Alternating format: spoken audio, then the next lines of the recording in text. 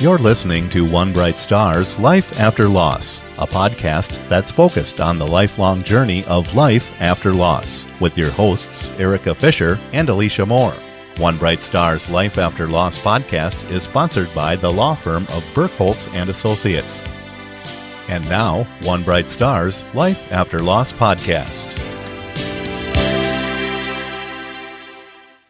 Hello and welcome to One Bright Star's Life After Loss podcast. I'm Erica Fisher, Executive Director for One Bright Star. And Alicia More, board member of One Bright Star. Hi, Alicia. Hey, Erica. Great to be back. Yes, we have been busy. It's been very busy. Yes, but a good busy. Yes. And so we've had not really an opportunity to kind of connect because of our schedules and everything that's been going on, but we had a great 2024. An amazing 2024. We closed out 2024 with our COL. Yes. Our Celebration of Life Gala. Gala. I know. We go back and forth. You can say whatever. What do you guys say? But we had an amazing gala.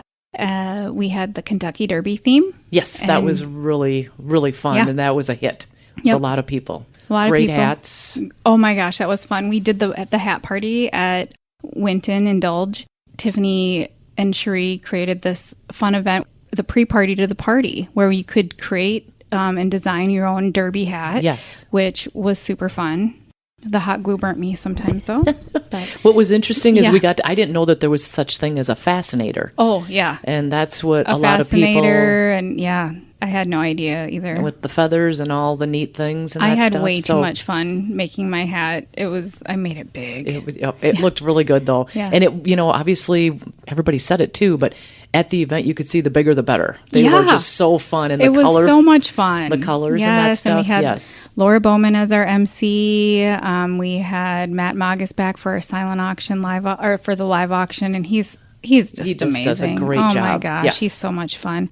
What else did we had? Cody Allen there for doing photography. Yes, we had the Minneapolis casinos for our entertainment. And Kern, did we? Yeah, we had Carter Kern, yes. And Carter was such a good guy. He was so amazing. He did such a good job, and he's board member family. Yes, that's right. He's related to Julie, our board member, so that was really cool. Yes. Yeah. And then we also, obviously, Najwa does the catering. Najwa, and we had those Najwa cookies again. Yes, we did. And the other food fun that we had. The Dam Store pies. We had 60 pies that were donated, and we got to auction those off. It was fun. It was a lot of fun. What else did we have? I'm just trying to think. Well, we always have a signature drink when we're there, and we had great prizes, or I shouldn't say prizes. We had great live auction items. We did something new this year. Tell me about that, Alicia. Yeah, it was really neat. So we had a ticket that every guest got, and we did a drawing in the evening then later on. And if your ticket was drawn, you were able to go yourself or send a guest, someone that you would want to go to Face Lodge. Yes. So, and it was really a neat idea. And I can't remember, did the person that win it? She's going to use it. She's going to use it personally. So that's what, so families that are there and parents and siblings and loved ones, it's a great opportunity. Face Lodge is one of our grants that we give out. We're giving 4 grants, I believe, for a family to go to Face Lodge this year. And that is located over in Wisconsin, a beautiful resort. I've not been, but I've seen pictures, and I've talked to the board members who have gone and a few other One Bright Star families that we support who have attended. And I just think it's super neat. Yes. And I love that we were able to send a family. I do too. I think it's an amazing resource. Yes. And, we're talking about grants here. I'm just going to jump into our funeral grants. Yes. And so we work with our local funeral homes to offer grants, specifically the Mankato area funeral homes. We offer a grant up to $2,000 for families who have experienced the loss of a child. It can get super expensive for funerals, and granted, $2,000 doesn't often touch that, but it's something that one of our board members was very passionate about. Molly Sword years ago, or former board members, I should say, was very passionate about it. And we brought that couple years ago, and I'm so excited about that. Yes. And it's because of the gala events like that, yes. that we are able to do the things like the funeral grants and the Face Lodge, because this year at the gala we raised $74,000. Yes. That is amazing. Yes. That is amazing. And so the community is so supportive yes. of our mission. And then we also, some of the things, so we're able to give back directly to families with that funeral grant. If somebody wanted to get, as long as we're just talking about that quickly, Erica, if somebody wants information on that, how do they get that? They can, there's a contact me on our website. They can do that, or through Mankato Area Funeral Home. Homes. They are the experts on the grant and can help you fill out that form, the application. You can call me, email me, and okay. I can definitely walk through that with you too. Okay. And that's something that we do locally here, and we are going to probably this year, we're going to try to reach out to some other local funeral homes. We want to offer support to our surrounding communities, yes. definitely, the Janesville areas, Waseca, further out, Right. And so that's an option. But again, you said people reach out to you and you can get them connected. We do have to have an age limit on that. Right. And so is the age limit 18? I believe it's 18. 18. Okay. And then we do have to have a paid invoice. That's right. But, okay. Minor things, yeah. Right, to take care of. But that is something, like you said, it doesn't seem like much, but yet it really can be a help to the families. And that's, we're trying to be, offer all different resources. And so if we can do some financial help too, that is the one way that the board has agreed that can move forward with. And so then we have Face Lodge, and then we've been doing bereavement bags. Yes, bereavement bags. And Dina Iverson is one of our board members who helped create this. She actually came up with this idea in honor of her daughter, Cassie. She lost her daughter. She was stillborn, and leaving the hospital without your baby is probably one of the most devastating things I've ever heard. Yes. And Dina realized how heartbreaking that was, and she didn't want anybody else to feel that way. So she created these bereavement bags that you don't leave empty-handed. Yeah, you're not right. leaving empty-handed. So you can bring, she's so thoughtful about all the things that she puts in them, from lanterns, pocket hug, yes. just little things. Right. Oils, calming oils, and just something to get feet print with, hand prints, anything like that. It's just very thoughtful, so nobody's going home empty-handed. Right. And Dina's been putting these bags together, and I know you've been over to Mayo Health System a few times now, so they're definitely getting used. Yes. I work with one of the social workers, and she lets us know, Amanda lets me know when we're running low, or, she's like, hey, we only have a couple bags left, and which is heartbreaking, but right. at the same time, I'm so thankful that we're able to do this. Yes. It's so important, and it was important to Dina for families not to go home empty-handed. Yes. And another organization that we have been working with a little bit, Wings of Hope. Yes, I love Wings of Hope. I know they just offer a wonderful service too. And so we've been able to include and incorporate some of their information in these bags and that stuff. So parents are able to, like you said, not that they leave alone, but they leave with some sort of the resources and some hope for everything that they've just been through. And so that has been really meaningful to be able to do that. All of it's just really neat. Dina's friend Erin created these bags, and they're awesome. They're awesome. There's blanket too, and she created the blanket. Yeah, okay. It's just really thoughtful, and I wouldn't have thought of something like that. That's where we have the parents that have gone through these tragedies that know that they want to be able to help the next family. Yeah. And so that's amazing. So those are some of the things that we're able to give and do. How about our events? Oh, let's see. What did we just have? We had the Mothers of Angels event. Our board member, Nicole Van Sickle, she chairs that committee and makes sure that every mom there feels special and loved. Yes. Because, it was awesome. It was so cool.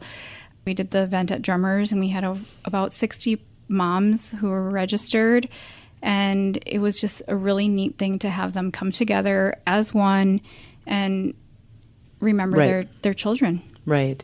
And so they get together and then they do these porch pots. Yes, they do the planting. And that it's like a 2-part thing. Okay. So they do this in March, and then they get drummers takes care of it the whole entire time until May, and then around Mother's Day they get to pick these up. So it's like Happy Mother's Day. Oh, that's so special. I love how that has turned out, and Nicole has taken that on. She does a fantastic job, and it's a beautiful layout, and like you said, she makes sure that everyone is thought of. And we've got a nice space there. Drummers has been great to work with. They're fantastic. Yes. And so because it's growing, we had to move to a larger location and that stuff too. So we do that in the spring. And we do one in the fall too. Okay. That one's the porch pots. So that one's fun. That's and kind of the same idea there. And then comfort conversations. Yes, comfort conversations. We took a break from that just because it's sometimes hard to get everybody together, but we're bringing it back. I have some moms who really are interested in comfort conversations, and we're doing that on the second Thursday of the month at 6 p.m. Yes. And right now we're doing it at the Courtyard by Marriott, but I know that, Alicia, you're looking at a different venue for us. So yes, we're looking at a venue that maybe will provide more privacy. And so we're hoping to get that figured out, and maybe hopefully by April. Yeah. So when you put that out on Facebook that we're going to meet, and we had to change our week. Now we're doing it on the second week and the second Thursday. And like you said, we're going to stick to 6 o'clock, and hopefully that will work. And if other people, if there's any other ideas they have on that, we invite people to come and share, because we want to be there for our families. And it's just a nice environment to be, or group to be with, because there's not always an agenda. We're not always going to say, okay, today we're going to talk about, this day, or it's whatever your heart is feeling. That's what we talk about. It might be a special event. It might be something, that is coming up. Yes. And that you just want to talk about it, or a memory that you had. There's no agenda. It's just really comforting conversation. Yes, you're exactly right. I've been to a few of them, and what's really makes them neat and special are the parents that come. Yeah. And like you said, somebody may be coming up in the anniversary of their child's death. And so their heart is, really heavy, and they're anxious about that, and they're just kind of dreading that day. And the other parents there are sometimes just able to offer comforting words and ideas of what they do to honor and remember their child. And so just being together and sharing that conversation has just been great. And then let's see, we just had those things go on. Comfort conversations are a monthly activity, and then we have the children's mini camp in June. Yeah, Jana has been working on the children's mini camp. We just touched base not too long ago, and she's got some great ideas. We are holding it at the Children's Memorial, Erlandson Park, and that's off Victory in Maine. And it's just really cool to be able to show the little kids where we honor and remember. Right. And sometimes it's siblings, and if they have siblings, there. But otherwise, they can relate with other losses too. Right. Some of the kids that come have lost a grandparent or an aunt or an uncle, or it varies. Or some kids have lost a parent. Yes. But it doesn't matter the loss that they've had. Children grieve, and it's our job. I mean, they have big emotions, big feelings. Yes. I mean, I know for me, I get overwhelmed by my feelings, and I can't imagine how kids feel with these big feelings, So we just need to help them and hold their hands through it. And that's exactly what the mini camp does, is just help them navigate grief. In the mini camp, about how many hours is that? It's just on a Sunday. It's like 3.5 hours. Okay. It's fairly short. So, last year we had grief yoga with Pastor Jillian, which was so much fun, which actually I want to attend one of her grief yoga sessions. I've heard great things. So I would like to look into doing one of those events that for would be our great. moms and dads. Yeah. That would be a really good idea. And then in the summer, we're still doing usually comfort conversations, and we have our podcasts. And then in the fall, we have our fall memorial service. Yes, the fall memorial. That's favorite. One of my favorite events. And this is the event where we all come together, and we're all there for the same reason. to remember our children who have gone too soon. You don't have to have a plaque on the wall or a paver. It's welcome to the public. Yes. If you have it in your heart, to be there, come join us. Right. If you have a child that you've lost or a friend that you've lost in high school, Right. I have classmates on that wall. Yeah, absolutely. You want to hear their name. You come to that event, and we have a program. We have a quick invocation speaker. We have beautiful music by Becky Bornicke and Melanie Morrow and Jenna Seiss, I believe. In a Bind is the group that has been providing our music, and they just do a fantastic job. We do the bird release. Yes. And the one thing that's probably the most touching is when you fill out a little card when you come, and you put your child or your loved one's name, and then maybe a little memory or something you'd like to have said. And then we have Christine Shimmick, who former board member, and she is just amazing, and she just has this calming, soothing, caring voice, and she will read your child's name, and she'll share that little message, and then folks come up to the front, and you're always there, Erica, to greet them, and we have roses. Yep. And it's just a time to celebrate your child. It really is. And to all, this event actually, it takes me a little bit to recover afterwards because I haven't lost a child, and so I can't ever say I know what it feels like. But when I'm hugging you, I feel you. Right.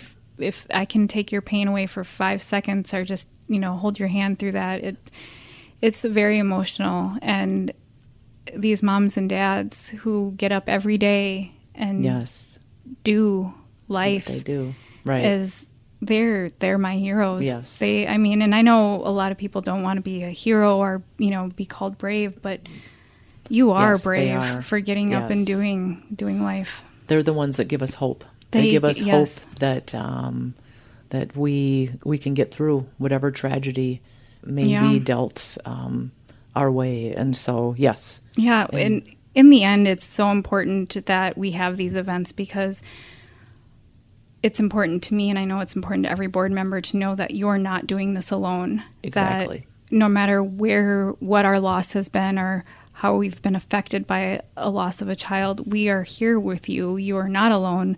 We are here to hold your hand. Right. This is, in whatever aspect that may be. Right. Yes. So, no, you're absolutely right. And that is a beautiful service. And that kind of kicks us off into October is busy. We have Wave of Light. Yes, International Wave of Light. Yes. That's a beautiful, beautiful event. And Nicole does that. Yes. Yes. And then we have the Day of the Dead. Yes. And that's been a really well received And event. I didn't even know what Day of the Dead was until Julie taught us, and we were able to do, and I'm so glad they brought it back to Riverfront. Yes. So Day of the Dead is where it's like a celebration to celebrate those loved ones that we've lost. Right. And so One Bright Star was able to do an ofrenda, and it was amazing to see all the people in the community that participated in the ofrenda. We left like little cards where they could add to the ofrenda and add a child's name, and it was amazing how many people really participated, and kind of bittersweet at the same time.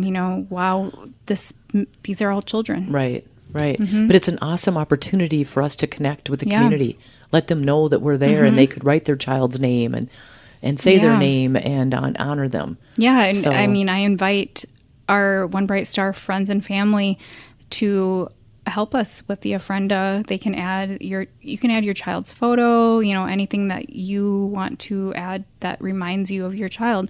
You can add it to the ofrenda. It's really neat. I invite anybody to participate with that. That's great. Yeah, I'm glad we have that. That's really taken off and been well received. All right, and then let's see. And I think what we end, we do have Kiwanis, Holiday of Lights, where we participate and we do our tree. And again, we've got Jana is all over that. Jana, she helps us with that tree. And Jana and Dina actually make all the ornaments they decorate and put all the names on there. So there are almost 400 individual stars on that tree that were handmade, and I think they're labels or stickers, but their names are put on those stars. Yes. And each of them, we put them on the tree at Kiwanis. Right.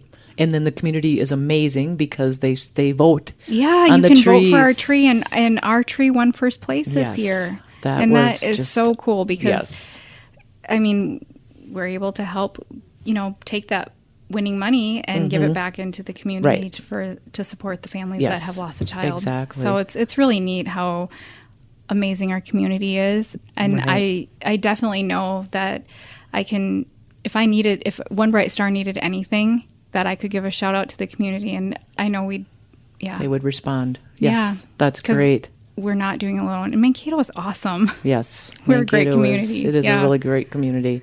And then I think the last event that we usually have is the Children's National Night of Remembrance. Oh, that might be one of my favorites too. And that one is beautiful. Yeah. In that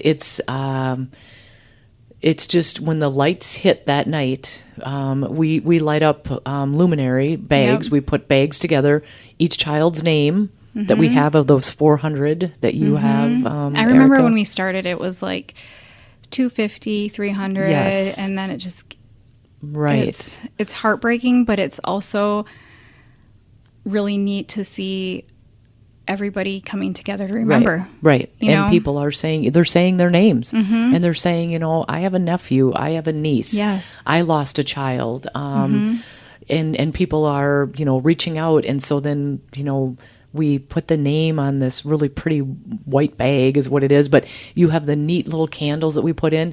But the neatest part, but it's really touching, and it kind of takes you back, is that when we line that pathway at Ray Erlandson Park, leading up to our memorial site, and then it gets dark, and we get prepared, and we do it in the afternoon.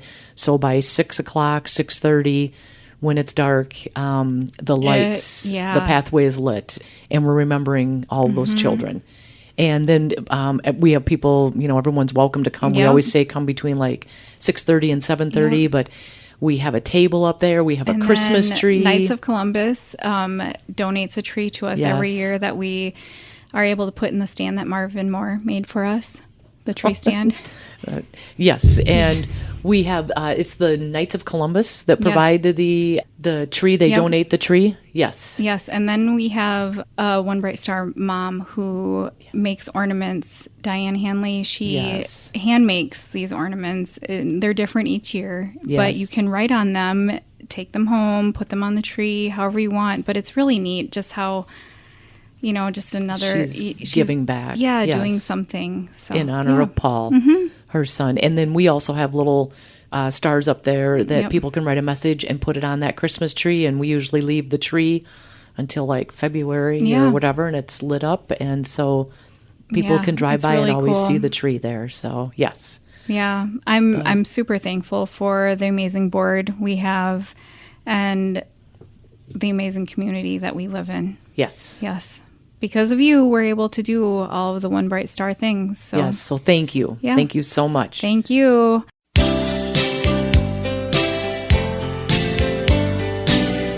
Thanks for listening to One Bright Star's Life After Loss podcast. Life After Loss is a copyrighted production of One Bright Star. One Bright Star's Life After Loss podcast is sponsored by the law firm of Burkholz and Associates. For more information on the lifelong journey after losing a loved one, please visit our website at onebrightstar.org.